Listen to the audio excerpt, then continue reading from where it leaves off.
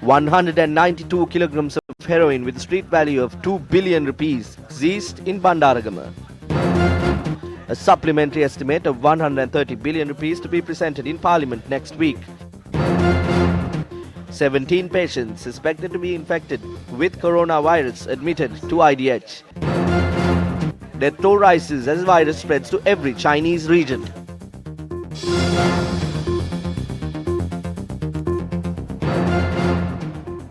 Good afternoon. First up, starting off your top local story, the Paliguda Special Crimes Operation Unit arrested 3 people, including 2 women from Bandaragama, and seized a haul of 192 kilograms of heroin. The street value of the heroin is roughly 2 billion rupees. Police first seized 15 kilograms of heroin when inspecting a suspicious vehicle on the expressway and detected a further 177 kilograms from a house in Bandaragama upon interrogation of the suspects. In addition, 10 pistols and 19 magazines were seized at the secondary location. The DIG in charge of the Western Province, Northern Division, is spearheading the investigation.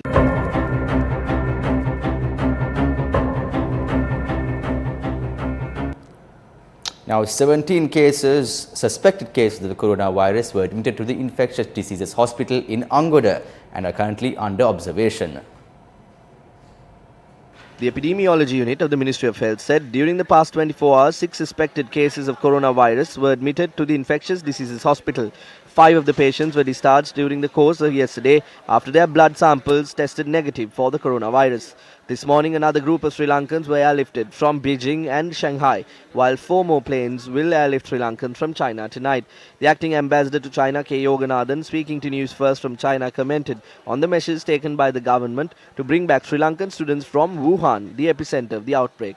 We have 33, including their family members.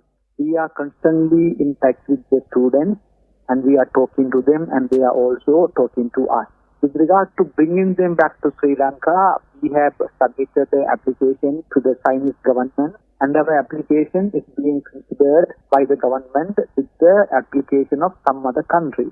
And we are also meeting them, talking them, and we are pressurizing them. With regard to the situation in Wuhan, the supermarkets are open, the pharmacies are open, all the supplies are being made available to the people. With regard to our children who are actually having some issues going out and buying things, and there are some reports say that some places the shops are closed, but today we hear that few of the students have gone out and bought their groceries, and some of them have reported us that the universities are supplying cooked food, but some children having some issues they have their own stock of items, they are preparing their own food.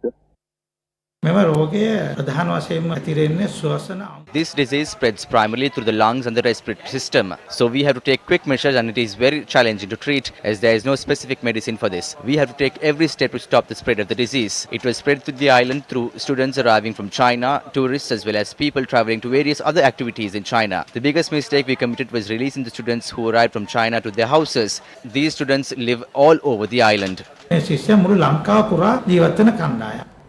Now, the death toll of the coronavirus has risen to 170, and with a confirmed case in Tibet, the virus has now spread to every region in mainland China. Chinese health authorities have said there were 7,711 confirmed cases in the country as of the 29th of January. Infections have also spread to at least 16 other countries. The World Health Organization will meet today to discuss whether the virus constitutes a global health emergency. Pointing to Germany, Vietnam and Japan, WHO Director General Tedros Ghebreyesus said yesterday, quote, "In the last few days, the progress of the virus, especially in some countries, especially human-to-human transmission, worries us," unquote. He added, quote, "Although the numbers outside China are still relatively small, they hold the potential for a much larger outbreak. Voluntary evacuations of hundreds of foreign nationals from Wuhan are underway to help people who want to leave the closed-off city and return to their countries. 2 flights to Japan have already landed at Tokyo's Haneda Airport, and the passengers are being screened at medical institutions.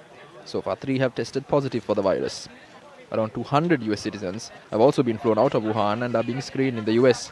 A group of Singaporean citizens has also reportedly been flown out, while people from Wuhan stranded in Singapore due to flight cancellations have also been flown back to China. Flights to take British and South Korean citizens out of Wuhan have also been delayed after relevant permissions from Chinese authorities did not come through. 2 aircrafts are due to fly EU citizens home, with 250 French nationals leaving on the first flight. Canada, the Philippines and Malaysia have also announced plans to fly their citizens out of Wuhan. A growing number of countries are advising their citizens to avoid all non-essential travel to China. Now, in yet another developing news overseas, the Australian government has defended their announcement to quarantine citizens evacuated from Hubei region on Christmas Island today.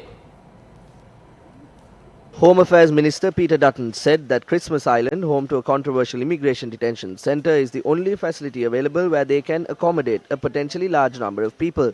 The government is currently unsure of how many of the 600 Australians registered in the Hubei region they will be able to evacuate out of the country. Australia currently has 7 confirmed cases of the coronavirus. Yesterday upgraded its travel advice to reconsider all travel to China and warned its citizens not to travel to Hubei province and to avoid crowded areas. We'll have a look at those individual cases, and DFAT's doing that work at the moment. All right, thank you very much.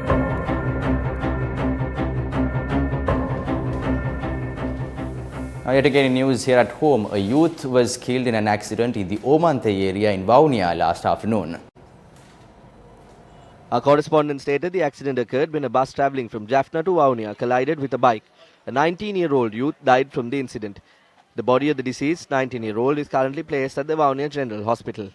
The bus driver has been arrested in connection with the accident, and the Omante police are conducting further investigations. The fire brigade of the MATARA Municipal Council was able to extinguish a fire that erupted in the vicinity of the Kiralakale sanctuary in MATARA this morning. Our correspondent stated that the fire was doused around 3 a.m. today. Around 35 acres has been destroyed due to this fire.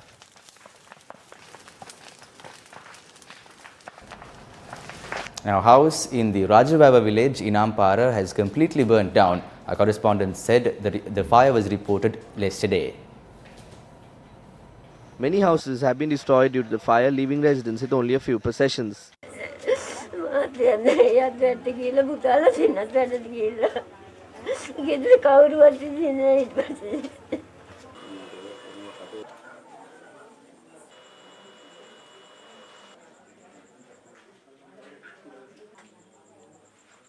Police suspect that the cause of the fire was an electrical malfunction.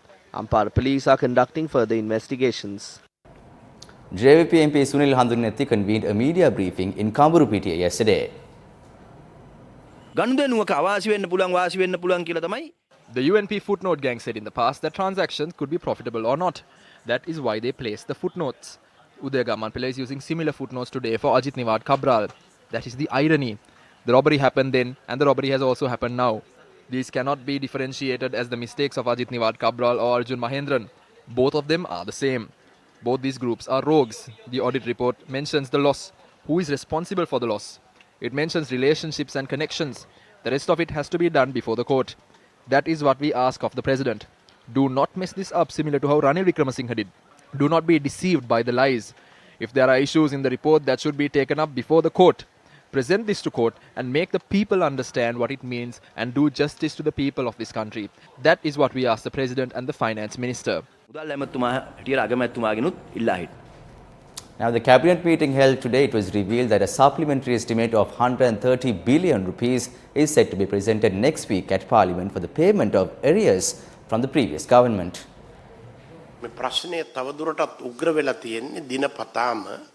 A staggering 130 billion rupees is yet to be paid for the contractors and suppliers who were involved in Gamperaliya, Langama Pasala, Hondama Pasala and the importation of fertilizer and medicine during the previous government. So if the government expenditure is rising, there is a clear need to increase taxes. At the next parliamentary sitting, Prime Minister and Minister of Finance Mahinda Rajapaksa will make a special statement with facts and figures. I would like to say that we have to request another supplementary estimate to pay off the remaining money. Soon after the request is passed in Parliament, the Mahinda Rajapaksa Gotabaya Rajapaksa government will take measures to pay off the money. Until then, we don't know of a solution to tackle this crisis. The Central Bank of Sri Lanka has decided to reduce policy interest rates at the Monetary Board meeting held yesterday. The Central Bank of Sri Lanka announced today that the standing deposit facility rate has been reduced to 6.50% and the standing lending facility rate to 7.50%. Both the policy interest rates have been reduced by 50 basis points. The CBSL says they arrived at this decision following a careful analysis of current and expected developments in the domestic economy and the financial markets as well as the global economy. It adds that this decision supports a continued reduction in market lending rates, thereby facilitating the envisaged recovery in economic activity given the favourable medium-term outlook for inflation, which is well anchored between the 4 to 6% range. The central bank also expects the economic growth in 2019 to be 2.6%.